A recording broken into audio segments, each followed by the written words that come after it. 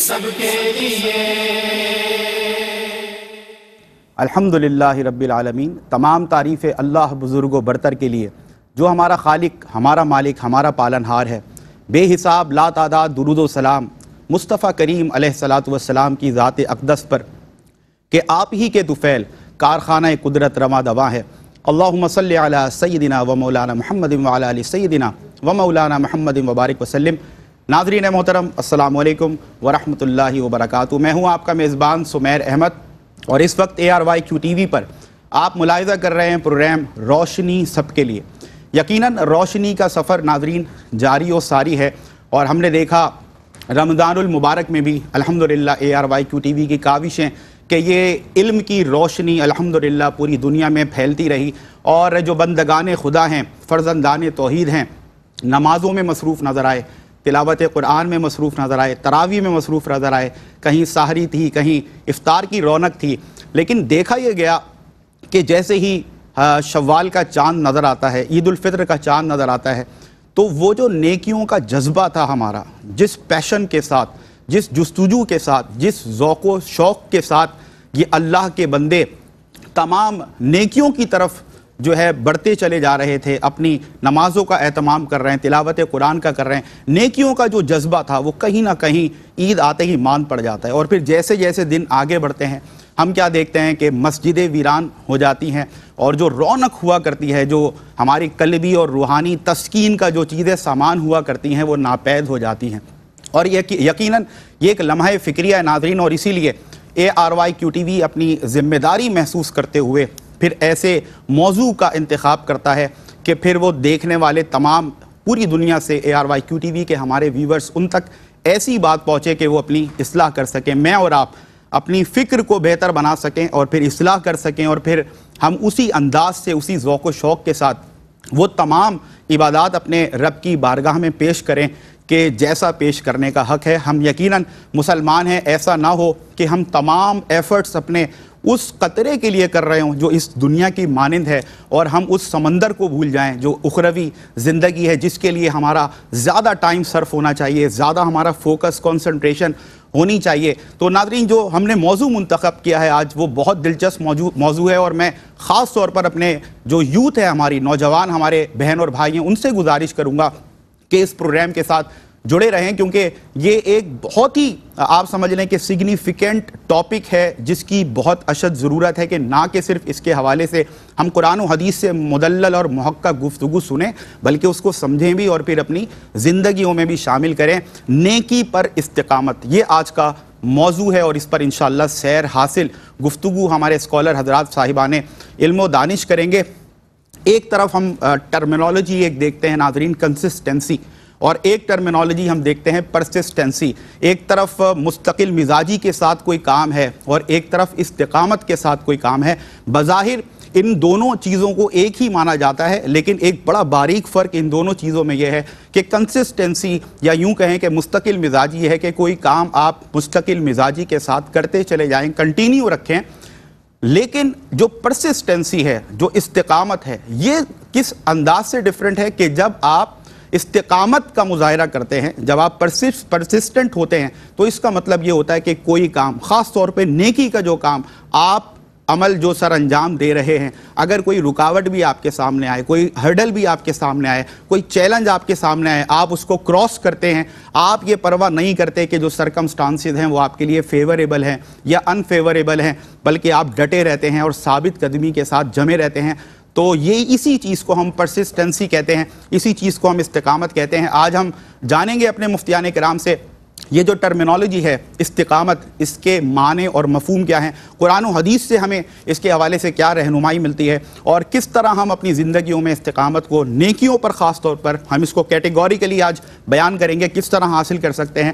بہت ہی خوبصورت شخصیت میرے ساتھ تشریف فرمائے، آپ پورے رمضان الحمدللہ ان کی گفتگو سے مستفید ہوئے، بہت ہی آسن کلام کرتے ہیں، اور پرسنلی بلا مبالغہ عرض کر رہا ہوں، میرے لیے ایک بہت بڑی انسپریشن ہے مفتی ارشاد حسین سعیدی صاحب کی بلا۔ السلام علیکم ورحمۃ اللہ۔ وعلیکم السلام ورحمۃ اللہ وبرکاتہ۔ آپ کی آمد کا شکریہ ایک بار پھر، اللہ تعالیٰ آپ کو سلامت رکھے۔ جزاک اللہ، جزاک اللہ۔ سونا صوفی اور ایک اور شخصیت درس و تدریس سے آپ کی دیرینہ وابستگی، خاص طور پر ہمارے یوتھ کے جو قلوب ہیں ان کو اللہ کے دین متین کی روشنی سے آپ منور کرتے ہیں اور عرصہ دراز سے ARYQ TV کے مختلف پروگرامز میں ان کی گفتگو سے آپ استفادہ کرتے ہیں۔ ڈاکٹر عاطف اسلم راؤ صاحب، قبلہ السلام علیکم۔ وعلیکم السلام ورحمۃ اللہ۔ اور ساتھ ہی ساتھ آپ کو عمرے کی بھی، عید کی بھی ماشاءاللہ بہت بہت مبارکباد۔ مفتی صاحب آپ کو بھی ماشاءاللہ، کیونکہ یہ پورا مہینہ ہی ماشاءاللہ آپ کو پتہ ہے خاص طور پہ بر صغیر کی یہ روایت اور تہذیب رہی ہے کہ جب تک یہ شوال کا مہینہ جاری و ساری رہتا ہے تو ہر پہلی بار ملنے والا اس مہینے میں ایک دوسرے کو مبارکباد دیا کرتا ہے۔ اور وداؤٹ اینی فردر ڈیلے ہم اپنے ٹاپک کی جانب بڑھتے ہیں۔ پہلا سوال جو کہ بنیادی سوال ہے کہ استقامت کے معنی اور مفہوم کیا ہیں؟ جی قبلہ مفتی صاحب۔ بہت اہم سوال ہے اور ہماری عملی زندگی سے اس کا بہت گہرا تعلق ہے۔ ہمیں اس کی طرف اپنے آپ کو اور اپنے اہل و عیال کو اس طرف متوجہ کرنا ہوگا۔ سب سے پہلے کہ استقامت کا معنی اور مفہوم کیا ہے اس پر ہم بات کر لیتے ہیں، پھر آگے چل کر قرآن مجید کی آیات اور احادیث مبارکہ کی روشنی میں بھی اس پر بات ہوگی۔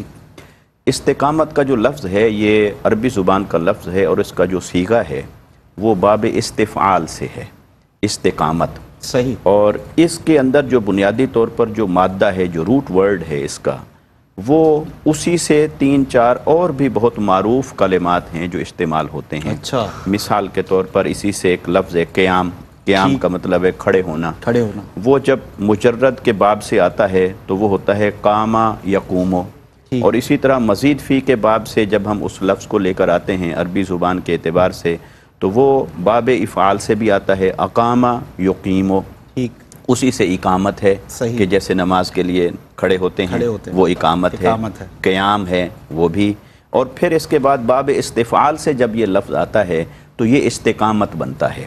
تو اس کے اندر بنیادی طور پر معنی ہے جم کر کھڑے ہو جانا، کسی کام کے لیے آمادہ ہو کر کھڑے ہو جانا، اور پھر جب آپ اس کے لیے عزم اور ارادہ لے کر کھڑے ہو گئے تو پھر اس پر ڈٹ گئے، اس پر مستقل مزاجی دکھائی، اس کی راہ میں رکاوٹیں آئیں، پریشانیاں آئیں، مشکلات آئیں، ان کے سامنے آپ ڈٹے رہے، ان کو آپ کراس کرتے رہے اور آپ ہر حال میں مستقل مزاجی اور استقامت کے ساتھ کھڑے رہے، تو اس ڈٹ کر کھڑے رہنے، جمے رہنے کو استقامت کہتے ہیں۔ اب اس معنی کے اعتبار سے جب ہم دیکھتے ہیں تو اس میں یہ دیکھیے کہ ایک ہے استقامت علی الایمان، پھر ہے استقامت علی الاعمال الصالحہ، نیک اعمال کے اوپر استقامت۔ صحیح۔ تو اس میں میں یوں اس کو کیٹیگرائز کروں گا کہ جو شے اصلاً فرض کے درجے پر ہوگی اس پر استقامت اختیار کرنا بھی فرض ہوتا ہے۔ واہ واہ واہ۔ اور جو چیز اصلاً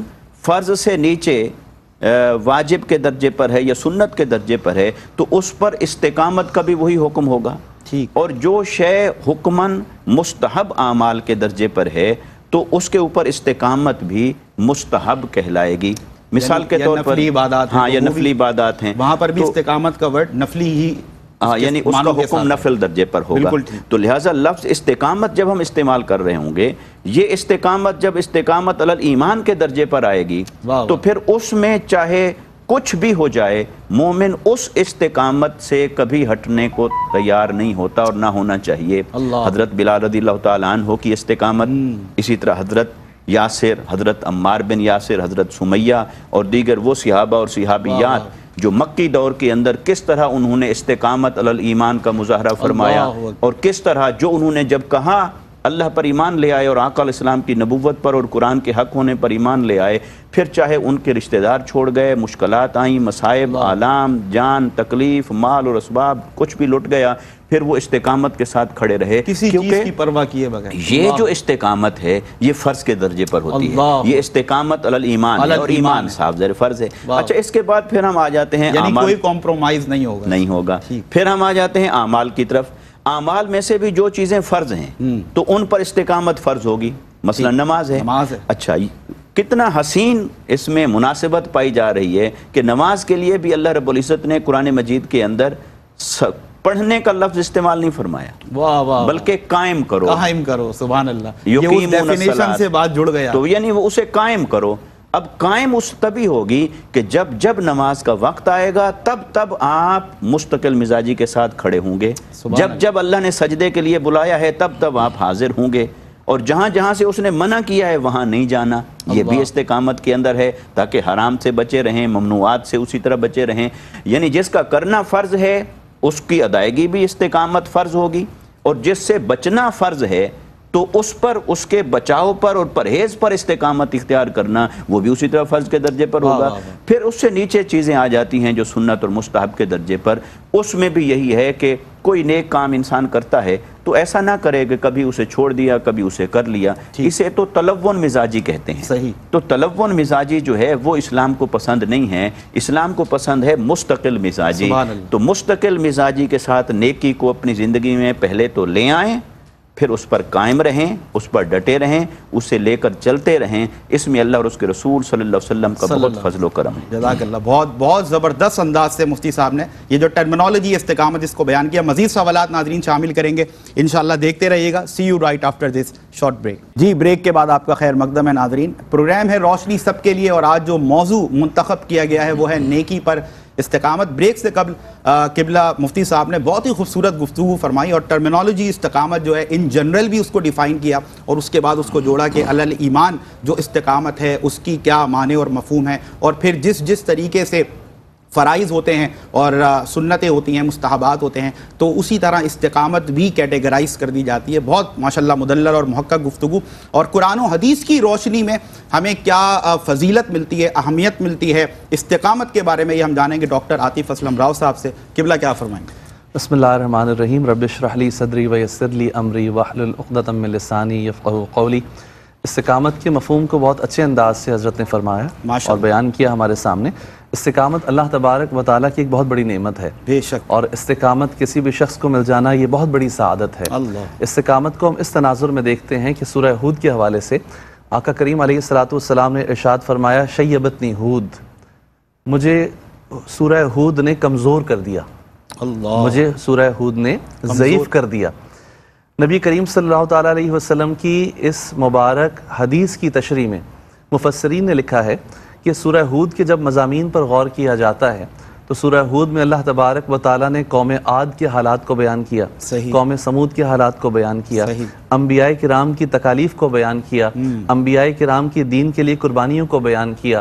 انبیاء کی استقامت کو بیان کرنے کے بعد اللہ رب العزت نے فرمایا، فَاسْتَقِمْ كَمَا أُمِرْتَ، کہ اے حبیب علیہ السلام جو آپ کو حکم دے دیا آپ اس پہ استقامت اختیار کریں۔ اس سے آپ اندازہ لگائیں کہ استقامت یہ کتنی بڑی اللہ تبارک و تعالیٰ کی طرف سے ذمہ داری ہے۔ یہ سابقہ انبیاء کرام کا بھی ذکر کیا کہ جو انہیں حکم دیا گیا تھا وہ اس پر قائم رہے، حالات کا مقابلہ کیا، اور نبی کریم رؤوف الرحیم صلی اللہ علیہ وسلم کو بھی یہی فرمایا جا رہا ہے کہ آپ بھی استقامت کے ساتھ اللہ تبارک و تعالیٰ کے دین کے ساتھ کھڑے رہیں، کیونکہ آپ کو دیکھتے ہوئے صحابہ کرام علیہم رضوان انہوں نے بھی اس کا مظاہرہ کرنا ہے، اس لیے آپ کی ذات کے اندر استقامت موجود ہوگی تو صحابہ کرام علیہم رضوان آپ سے تربیت حاصل کریں گے، آپ سے تعلیم لیں گے۔ اور نبی کریم صلی اللہ تعالیٰ علیہ وسلم نے چاہے مکہ مکرمہ میں آپ کے لیے کتنی ہی آزمائشیں کیوں نہ کھڑی کر دی گئیں کہ روحانی طور پر، جسمانی طور پر، اولاد کے حوالے سے مختلف انداز سے آپ کو تکالیف دی گئیں، حضور علیہ السلام کو روحانی طور پر اور جسمانی طور پر ستایا گیا، اس کے باوجود نبی کریم صلی اللہ تعالیٰ علیہ وسلم نے ان باتوں کی قطعاً پرواہ نہیں کی، یہاں تک کہ بڑے بڑے آپشنز آپ کو دیے گئے کہ آپ اس کام کو چھوڑ دیں، دین کی دعوت کو چھوڑ دیں، اگر آپ کہیں گے تو آپ کو سردار بنا دیا جائے گا، مال و دولت کہیں گے تو ڈھیر لگا دیے جائیں گے۔ حضور علیہ السلام نے فرمایا کہ میرے ایک ہاتھ پہ چاند اور ایک پہ سورج رکھ دیا جائے تب بھی میں اللہ تبارک و تعالیٰ کے دین کی دعوت اور جو مجھے ذمہ داری دی گئی ہے میں اسے نہیں چھوڑوں گا۔ قرآن مجید فرقان حمید میں وہ لوگ کہ جو اللہ تبارک و تعالیٰ پر یقین رکھتے ہیں اور استقامت کے ساتھ اس پر قائم ہو جاتے ہیں، ان کے لیے فرمایا ان الذین قالوا ربنا اللہ ثم استقاموا تتنزل علیہم الملائکہ، سبحان اللہ، کہ جو لوگ کہتے ہیں اللہ ہمارا رب ہے پھر اس پر قائم ہو جاتے ہیں، ڈٹ جاتے ہیں، ان کے ذہن میں نہ کوئی شک ہوتا نہ تردد ہوتا، کیونکہ جب شک آ جاتا ہے تو پھر عبادت میں عبادت کی حلاوت نہیں رہتی، پھر سجدوں میں سرور نہیں رہتا، پھر اعمال میں کیفیت نہیں رہتی۔ تو جن لوگوں کو اللہ تبارک و تعالیٰ نے یقین کی دولت دی ہے تو یہ یقین انہیں استقامت کی دولت عطا فرماتا ہے، یہ یقین استقامت کی طرف لے جاتا ہے، اور پھر اللہ تبارک و تعالیٰ آسمان سے فرشتوں کو نازل فرماتا ہے، ان پہ سکینت اترتی ہے، اور اللہ تبارک و تعالیٰ انہیں دنیا میں دوسرے لوگوں کے لیے مثال بنا دیتا ہے، جیسے کہ حضرات صحابہ کرام علیہم رضوان کا عمل ہمارے سامنے ہے کہ کتنی آزمائشیں دی گئیں ان کے سامنے, کتنی مصیبتوں کے پہاڑ آئے, لیکن وہ استقامت کے ساتھ اللہ تبارک و تعالیٰ کے دین کے ساتھ قائم رہے. حالانکہ ایک رعایت کا پہلو بھی ان کے سامنے تھا کہ وہ زبان سے وہ بات کہہ دیتے جو ان سے کہلوائی جا رہی تھی, اور جو ہے دل کے اندر ایمان کو قائم رکھتے, لیکن انہوں نے بھی اختیار کر سکتے تھے, لیکن انہوں نے عزیمت پر عمل کیا. حضرت سیدنا بلال رضی اللہ تعالیٰ عنہ سے کسی نے کہا کہ اے بلال, تم پر اتنی تکالیف اور اتنی آزمائشیں تم پر آتی ہیں, تم کیوں نہیں زبان سے ان کی طرح بات کہہ دیتے؟ تو انہوں نے بڑے آسان لفظوں میں بڑی پیارے انداز سے بات سمجھائی کہ تم نے کبھی مٹی کے برتن بنانے والے کمہار کو دیکھا ہے؟ جب وہ مٹی کے برتن بناتا ہے تو ہر طرف سے اسے جانچتا ہے, چیک کرتا ہے, یا یوں کہیں ٹھوک بجا کر دیکھ لیتا ہے کہیں ایسا نہ ہو کہ خریدار جب لے کر جائے اس سے پانی رستا ہو, وہ آ کر میرے سر پہ دے مارے. تو اس لیے میں نے اس سے یہ سیکھا ہے کہ اللہ تبارک و تعالیٰ بلال کے ایمان کا امتحان لے رہا, اور وہ ایمان کے جس لیول پر استقامت کے ساتھ کھڑا رہے گا اسے اتنا ہی اجر ملے گا. یہی وہ بلال ہیں کہ جنہیں حضور علیہ السلام نے اذان دینے کا حکم دیا, اور جب معراج پر چلے گئے, حضور صاحب معراج پہ تشریف لے کر گئے تو وہاں قدموں کی آہٹ کی آواز سنی. فرشتوں سے پوچھا یہ کون ہیں؟ فرشتوں نے عرض کیا کہ یہ بلال ہیں, زمین پر چلتے ہیں, ہم یہاں پر ان کی آواز سنتے ہیں اور فخر محسوس کرتے ہیں. واہ واہ واہ, عرش والے بھی سنتے تھے جس کو, کیا اذان تھی, اذان بلال. کیا بات ہے, بہت ہی خوبصورت گفتگو, آسن کلام. اور مفتی صاحب, میں نے جو سرنامہ کلام ہے اس میں بھی عرض کیا تھا کہ ماہ رمضان, مطلب ہم دیکھ رہے ہیں بڑا جوش و جذبہ ہے اور نیکیوں کی طرف بڑی رغبت ہے, جوک در جوک لوگ مساجد کی طرف جا رہے ہیں, اور نیکیوں کا ایک الگ ہی ایک پیشن نظر آ رہا ہے لوگوں کے اندر, ایک ایکسائٹمنٹ ہے, ہر کوئی یہ چاہتا ہے کہ وہ نیکیوں کے ذریعے اپنے رب کے قریب ہو جائے. لیکن یہ وہ کون سے اسباب ہیں, کیا وجوہات ہیں کہ جیسے ہی رمضان, اللہ کا یہ پیارا مہینہ ہم سے جدا ہوتا ہے, واپس ہم دیکھتے ہیں لوگ نفسانی خواہشات میں لگ گئے, لوگوں نے نمازیں ترک کر دی, لوگوں نے نفلی کتنی ہی عبادات ہیں, نیکیاں ہیں جن کا سلسلہ جاری رکھ سکتے تھے تو انہوں نے ترک کر دیا. میں چاہوں گا یہ ایک میسج بھی ہمارے دیکھنے والے, سننے والے ناظرین تک جائے, اور ایک ایسی اصلاحی بات ان تک جائے کہ میں اور تمام دیکھنے والے ہم سب مل کر اپنی اصلاح کر سکیں, اور اسی انداز سے ہم اس جذبے کو نیکیوں کے کنٹینیو کر سکیں. سر بسم اللہ. جی بہت شکریہ. یہاں میں دو باتوں کو جوڑ کر عرض کرنا چاہتا ہوں. ٹھیک. ایک بات تو یہ ہے کہ دیکھیے رمضان المبارک کے اندر نیکی کا بڑھ جانا, یہ تو رمضان المبارک کی شان ہے. واہ واہ واہ. اور یہ شان اسے اللہ رب العزت نے عطا فرمائی ہے. سبحان اللہ. جب کئی احادیث مبارکہ اس کے اوپر شاہد ہیں کہ اللہ رب العزت رمضان المبارک کے اندر نیکی کو فروغ دینے کے لیے کیا کیا چیزیں فرما دیتا ہے. شیطان جکڑ لیے گئے, جہنم کے دروازے بند کر دیے گئے, یہ سارا پروٹوکول بیان ہو رہا ہے. جنت کے دروازے کھول دیے گئے, آسمان کے دروازے کھول دیے گئے. اس سے بھی مراد یہی ہوتی ہے کہ جنت کی طرف جانے والے اعمال کا بجا لانا آسان بنا دیا گیا, اور جہنم کی طرف لے جانے والے اعمال کو مشکل بنا دیا گیا یا مسدود کر دیا گیا, اس کے دروازوں کو, اس کے ذرائع کو, اس کے اسباب کو. تو جب اللہ رب العزت اپنے خصوصی فضل و کرم سے جب وہ انسان کو نیکی کا ماحول فراہم کرتا ہے تو یقیناً اس میں نیکی بڑھ جائے گی, رغبت بڑھ جائے گی. اور اس میں جو نیکی کا بڑھنا ہے وہ تو ہمارے ایمان کو بڑھاوا دیتا ہے, اسے تقویت دیتا ہے کہ یہ اللہ نے بڑھایا اور اللہ نے ہمیں یہ موقع عطا فرمایا, اور ہم اس میں اپنے ایمان کو اس میں لذت سے آشنا کر رہے ہیں. لیکن دوسرا پہلو اس میں یہ ہے کہ جو نفلی عبادات رمضان المبارک کے سبب سے بڑھائی تھیں, اگر وہ رمضان المبارک کے بعد کم ہو گئیں تو اس سے کوئی زیادہ پریشانی کی بات نہیں ہے. صحیح. لیکن جو چیز فرض ہے دین کے اندر, اگر وہ ہماری زندگی سے نکل گئی تو یہ پریشانی کی بات ہے. اور یہ استقامت اختیار کرنے کا جو فوکس پوائنٹ ہے وہ بھی یہ ایریا ہے نیکیوں کا کہ جو فرض کا درجہ رکھتا ہے. ٹھیک. تو مومن کی زندگی جو ہے یہ تو ہو سکتا ہے کہ رمضان آئے تو اس کی زندگی میں نیکی کی بہار آئے, بے شک, مگر یہ نہیں ہوتا کہ اس کی زندگی میں خزاں آئے, اس کی زندگی میں ویرانی آ جائے. اس کا کچھ نہ کچھ نیکی کا جو درجہ ہے نا خوبصورت وہ قائم رہتا ہے, وہ برقرار رہتا ہے. یہ مومن کی شان ہے. ایسا نہیں ہو سکتا کہ یعنی آپ سمجھیں ایک منیمم لیول ہے کہ رمضان شریف آتا ہے تو یہاں سے نیکی کو آگے بڑھاتا ہے, مگر جب رمضان شریف چلا گیا تو یہ جو منیمم لیول ہے نیکی کا, حدود اللہ کی پاسداری کا, فرض کی ادائیگی کا, اور شریعت کے حلال اور حرام میں تمیز رکھنے کا، وہ ہر حال میں مینٹین رکھنا ہماری ذمہ داری ہوتی ہے۔ وہ اگر ویران ہو گیا ہے کسی کی زندگی کے اندر، نیکی کے جو باٹم لیول ہوتا ہے اس کے نیچے نہیں آنا چاہیے، اگر اس سے کوئی نیچے چلا گیا ہے تو یہ تو فسق و فجور ہے، اس پر تو یقیناً پھر پریشان ہونا چاہیے، اس پر تو وعیدیں ہیں۔ اور اگر نیکی جو بڑھ گئی تھی وہ کم ہوئی ہے تو وہ ہماری اچیومنٹ یہ ہوتی ہے کہ رمضان المبارک آیا، ہم نے ایک کمائی حاصل کی۔ اب وہ کیسا نادان شخص ہوگا جو ماہ مبارک گزرتے ہی ساری کمائی ضائع کر بیٹھے؟ تو سمجھدار آدمی تو وہی کہلائے گا جس نے اس میں سے کچھ نہ کچھ ایسٹ بنا لیا اور اسے اپنے ساتھ برقرار رکھ لیا، اپنی سیونگ کے طور پر اسے جمع کر لیا۔ اس لیے استقامت کے اندر جہاں یہ معنی ہے کہ استقامت ایمان پر، پھر استقامت حق پر، پھر استقامت نظریہ حق پر، وہاں استقامت سے یہ بھی مراد ہے کہ جو نیکی آپ نے کمائی کہیں وہ ویسٹ تو نہیں ہو گئی آپ کی زندگی میں سے، کہیں وہ ضائع تو نہیں ہو گئی، کہیں ہم ایسے اعمال کے اندر تو نہیں مبتلا ہو گئے کہ جو وہ ہم نے کمایا تھا وہ ہماری کمائی جو ہے وہ ضائع ہوتی چلی جا رہی ہے۔ اس لیے اعمال کو ضائع ہونے سے بچانا چاہیے، اور یہ ساری چیزیں تب انسان کو حاصل ہوتی ہیں جب انسان اپنی ابدیت کی پرورش کرتا ہے۔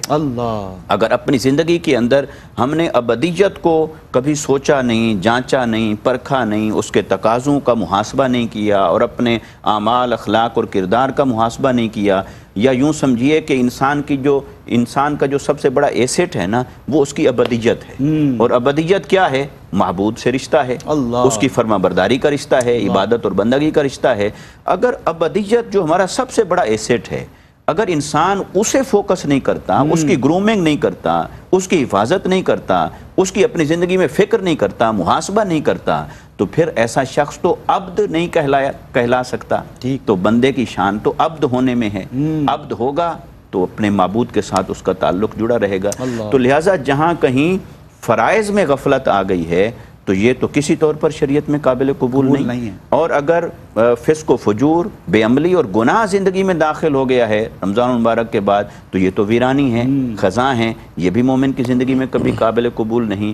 ہاں البتہ مستحب نیکیوں کا درجہ اگر کہیں کم ہوا ہے تو کامیاب شخص وہ ہے جس نے کچھ نہ کچھ اس رمضان میں اپنے آپ کو ابدیت میں اور آگے بڑھا لیا۔ اللہ اکبر، جزاک اللہ مفتی صاحب۔ اور ناظرین ہم دیکھتے ہیں ایک بہت بڑا طبقہ ہے جو یہ فکر رکھتا ہے، یہ سوچ رکھتا ہے کہ یار استقامت مجھے حاصل کرنی ہے، جو نیکیوں کا جذبہ ہے وہ ماند نہیں پڑنا چاہیے۔ ڈاکٹر صاحب سے سوال کریں گے، ایک مختصر سا وقفہ ہے، see you right after this short break. جی بریک کے بعد آپ کا خیر مقدم ہے ناظرین، پروگرام ہے نیکی پر استقامت۔ آج جو موضوع ہم نے روشنی سب کے لیے میں منتخب کیا ہے، اور بہت ہی سیر حاصل گفتگو ابھی تک دونوں ہی ہمارے اسکالر حضرات نے کی، اور یقیناً ایک بہت اہم موضوع ہے، بہت جڑا ہوا ہے ایک مسلمان کی زندگی کے ساتھ۔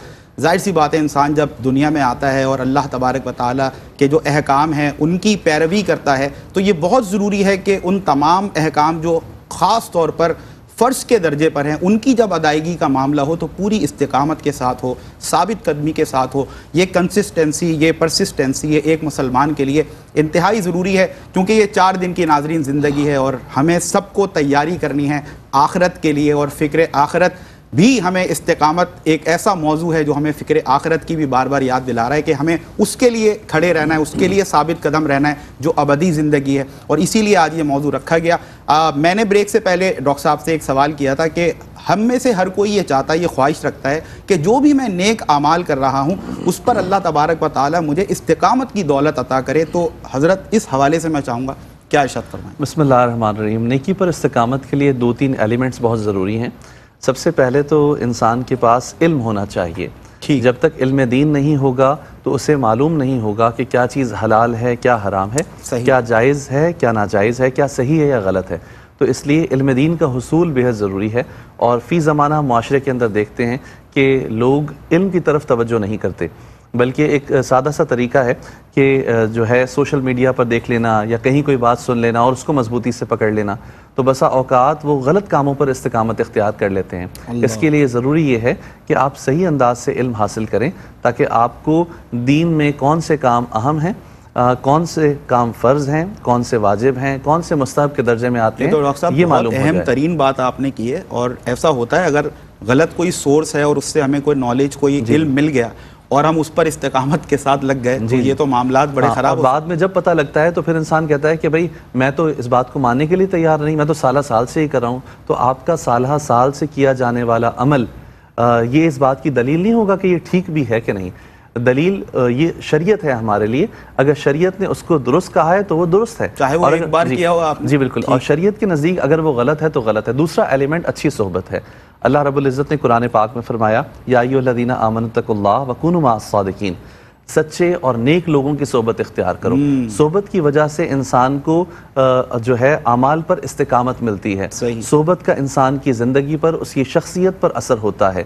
لیکن یہ بھی علم بتائے گا کہ کون سی صحبت بہتر ہے اور کون سی صحبت بہتر نہیں ہے, کیونکہ بسا اوقات انسان ایسی صحبت کو انڈیکیشن کہ بھائی صحبت کے معاملے بھی پہلے دیکھ لو, ایسی صحبت اختیار کر لیتا ہے جہاں سے اس کے عقائد بھی پراگندہ ہوتے ہیں اور بسا اوقات غلط اعمال کو وہ اختیار کرتا ہے اور جو ہے گمراہی کی طرف چلا جاتا ہے. تو اس لیے اسے دیکھنا ہوگا علم کی بنیاد پر, شریعت کی بنیاد پر, قرآن و حدیث کی بنیاد پر اسے یہ جج کرنا ہوگا کہ وہ صحبت کیسی ہے. تیسری چیز یہ ہے کہ انسان برے اعمال کے نتائج پر غور کرے کہ اگر خدا نخواستہ مجھے اس کام کی لت پڑ گئی ہے اور میں یہ کام کرتا ہوں تو اللہ تبارک و تعالیٰ کی بارگاہ میں جب جاؤں گا تو میں کیسے منہ دکھاؤں گا. اللہ تبارک و تعالیٰ اگر مجھ پر ناراض ہو گیا تو میرا کیا ہوگا. اس کے لیے ضرورت یہ ہے کہ اگر خدا نخواستہ کوئی شخص ایک برے کام میں لگ جاتا ہے تو وہ اس اپنے برے کام کو اچھے کام سے تبدیل کر لے. مثال کے طور پر کسی کو جو ہے بد نگاہی میں لذت محسوس ہوتی ہے تو وہ اس کو چھوڑ کر جو ہے اپنی بیوی کی طرف متوجہ ہو, وہ جائز رشتے کی طرف آئے تاکہ اللہ تبارک و تعالیٰ اس کے لیے برکت رکھے. خدا نخواستہ کسی کو شراب کی عادت پڑ گئی تو اللہ تبارک و تعالیٰ نے اسے حرام قرار دیا ہے, اس کو چھوڑ کر جو ہزارہ مشروبات ہیں ان کو پینے کی عادت بنا لے, اس کی طرف آ جائے, جو حلال ہیں اس کی طرف آ جائے, اللہ تبارک و تعالیٰ اسے برکت دے. تو اس طریقے سے اپنی عادتوں کا اپنے محاسبہ کرے, جو ہے ان چیزوں کو دیکھے کہ کون سے اعمال میں درست کر رہا ہوں, کون سے غلط کر رہا ہوں. یہ چیز اسے علم دین سکھائے گا, یہ بات اسے اچھی صحبت بتائے گی. تو یہ 2-3 ایلیمنٹس پر اگر انسان توجہ دے گا تو وہ اللہ تبارک و تعالیٰ کا قرب آہستہ آہستہ حاصل کرے. الحمدللہ الحمدللہ. اور ناظرین ARYQ TV پر الحمدللہ جو ہمارے محترم معزز اسکالرز تشریف فرما ہوتے ہیں, یہ خاصہ ہے ARYQ TV کا کہ صرف ایسا نہیں ہے کہ بس آپ کو ایک علم دے دیا اور آپ کو ایک سوال کا جواب دے دیا, بلکہ آپ کو باقاعدہ طریقہ بتا رہے ہیں کہ کس انداز سے آپ دین کے ساتھ جڑ سکتے ہیں, کس انداز سے آپ اپنی آلٹرنیٹس آپ اس طرح کے حاصل کر سکتے ہیں کہ آپ حرام سے حلال کی طرف آ جائیں. اور جو استقامت کچھ چیزوں پر ہے, آپ کتنے خوبصورت انداز سے ڈاکٹر صاحب نے فرمایا کہ ایسے آلٹرنیٹس کی طرف چلے جائیں کہ جو حلال اور جائز ہیں, اور جو آپ کو ایک عادت ہے, جو آپ کی ایک ہیبٹ ہے, اس کو بھی آپ یوٹیلائز کرتے ہوئے اور دین متین کے ساتھ جڑ جائیں. اور ایک اہم ترین سوال ہے, عام طور پر حضرت ایسے عوامل جو کہ رکاوٹ بنتے ہیں استقامت کے حصول کے لیے, میں چاہوں گا اس پر بھی ضرور گفتگو ہو تاکہ ہم الرٹ رہیں اور تیار رہیں ذہنی طور پر کہ بھئی یہ ہرڈلز اور یہ رکاوٹیں ہیں جو استقامت کو حاصل کرنے میں ہمارے بیچ آ سکتے ہیں. کیا فرمائیں گے؟ جی, استقامت میں جو چیزیں رکاوٹ کا سبب ہو سکتی ہیں, ابتدائی طور پر ہم انہیں 2 حصوں میں تقسیم کر کے دیکھ سکتے ہیں. صحیح. کچھ اسباب اور رکاوٹیں وہ ہیں جو انٹرنل ہوتے ہیں, صحیح. کچھ وہ ہیں جو ایکسٹرنل ہوتے ہیں. ٹھیک. دونوں پر پہلے اس کا ایک انالیسس ضروری ہے, اور یہ ہر شخص اپنا محاسبہ خود کر سکتا ہے. وہ خود پر غور کرے کہ یہ میں نیکی کرتا تھا اور یہ آج میں نہیں کرتا, تو یہ میں کیوں نہیں کرتا. اگر اسے اس کا سبب نظر آتا ہے انٹرنلی, مثال کے طور پر انٹرنلی جو سبب ہو سکتا ہے, رکاوٹ بن سکتا ہے, وہ انسان کی غفلت ہے, اس کا نسیان ہے, اس کا تساہل پسندی ہے, وہ اور اسی طرح وہ فرض کریں کہ فسق و فجور میں مبتلا ہو گیا ہے یا کسی گناہ میں مبتلا ہو گیا ہے, تو وہ آئیڈینٹیفائی کرے کہ یہ جو نیکی میں کرتا تھا اور اب میرے سے نہیں ہو پا رہی, تو اس کے اندر رکاوٹ کیا ہے. تو اگر رکاوٹ انٹرنل ہے تو پھر وہ اس کو ریموو کرے, اس کو دور کرے اور اس کی اپنی تربیت کرے. اپنی تربیت کرے اس کے اوپر, تو پھر وہ اس کو دور کر پائے گا. فوکس کرنا ہوگا, اور وہ یہ بیماری اخلاقی بیماری اندر سے آ رہی ہے. جی ایسے ہی ہے. اچھا, پھر بعض اوقات اس کے اسباب ہوتے ہیں ایکسٹرنل. ایکسٹرنل اسباب میں سے جیسے ایک سبب ڈاکٹر صاحب نے ذکر کیا صحبت کا. صحیح. اب اگر صحبت کسی کی بری ہے تو بری صحبت میں بیٹھے ہیں, نماز کا وقت ہو گیا, باہر نہیں جا رہے. بری صحبت میں بیٹھے ہیں, وہاں سچ نہیں بول رہے, جھوٹ بول رہے ہیں. بری صحبت میں بیٹھے ہیں, وہاں پر زبان کو استعمال کرنا تھا اخلاقیات کے دائرے میں, اور وہاں پر لغو باتیں ہو رہی ہیں.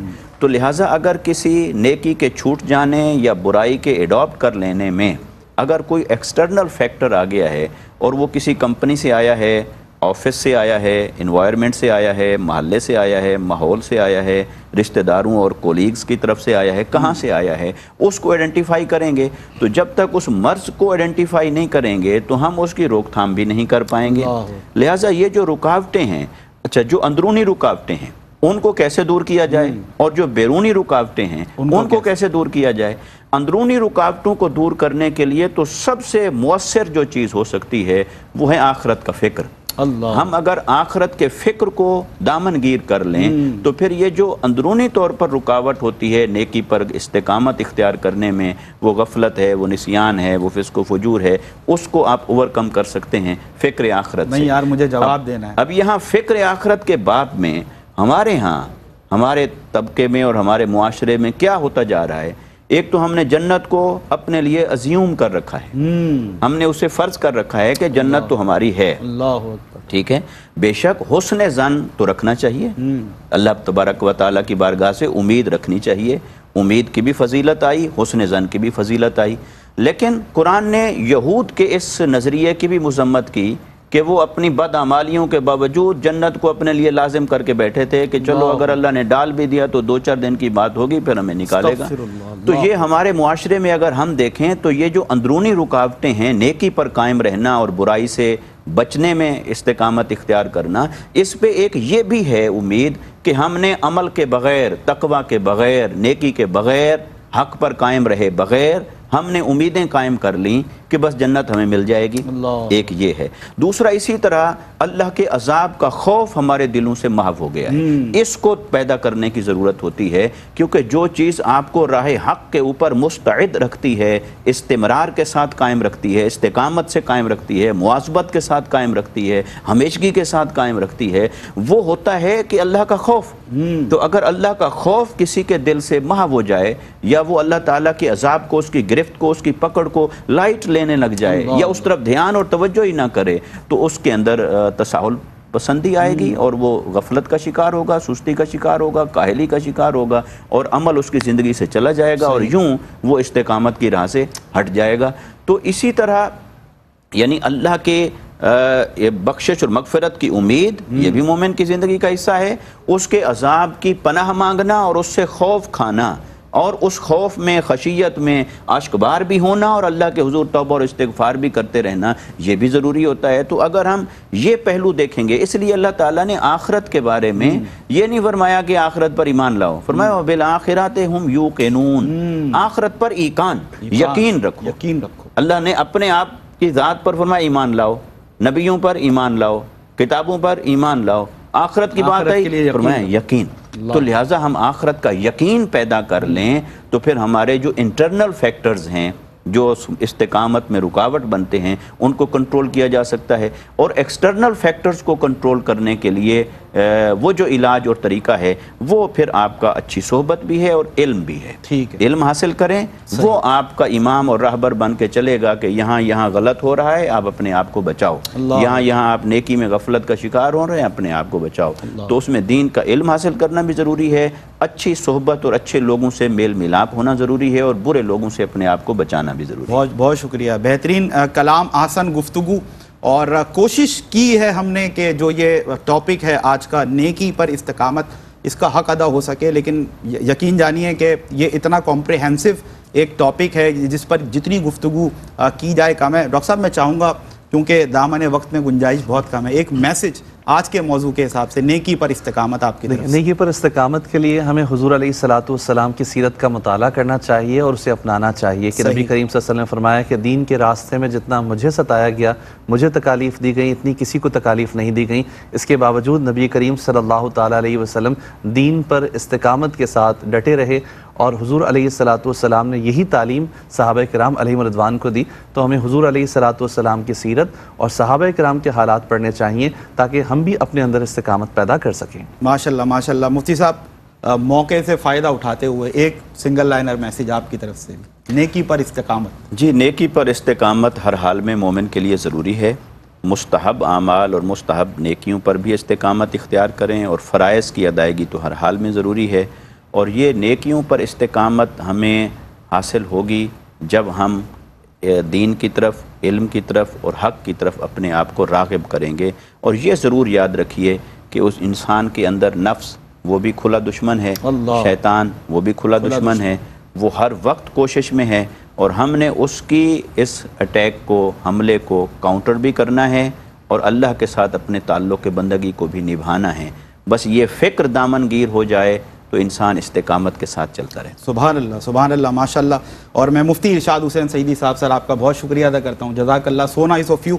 بلا مبالغہ عرض کر رہا ہوں، بہترین ماشاءاللہ احسن گفتگو آپ نے کی، اللہ تبارک و تعالیٰ میں عمل کی توفیق دے۔ ڈاکٹر عاطف اسلم راؤ صاحب سر کیا کہنے ہیں آپ کے ماشاءاللہ، اور بالخصوص ہمارے نوجوان جس طرح مستفید ہوتے ہیں، اللہ تبارک و تعالیٰ آپ کو سلامت رکھے اور اسی انداز سے آپ دین متین کی خدمت کرتے رہیں۔ نیکی پر استقامت ناظرین آج کا موضوع تھا، اور ہمیں یہ سوچنا چاہیے کہ اللہ سے بالکل ہم یہ ایکسپیکٹ کریں، یہ امید رکھیں کہ انشاءاللہ اللہ اپنے فضل سے، اپنے کرم سے ہمیں جنت میں داخل فرمائے گا۔ لیکن ایک لمحے کے لیے ایک بندہ مومن یہ بھی سوچے کہ کیا راتوں کو قیام کرنے والا اور راتوں کو ایسے کاموں میں گزارنے والا جو کہ ناجائز اور حرام ہے، کیا یہ دونوں اللہ کی بارگاہ میں برابر ہو سکتے ہیں؟ ایک شخص جو تلاوت قرآن سے اپنی سماعتوں کو منور کر رہا ہے اور دوسرے لغو گانے سن کر اور بے حیائی کے گانے سن کر اپنی زندگی اور اپنے شب و روز گزار رہا ہے، کیا یہ دونوں برابر ہو سکتے ہیں؟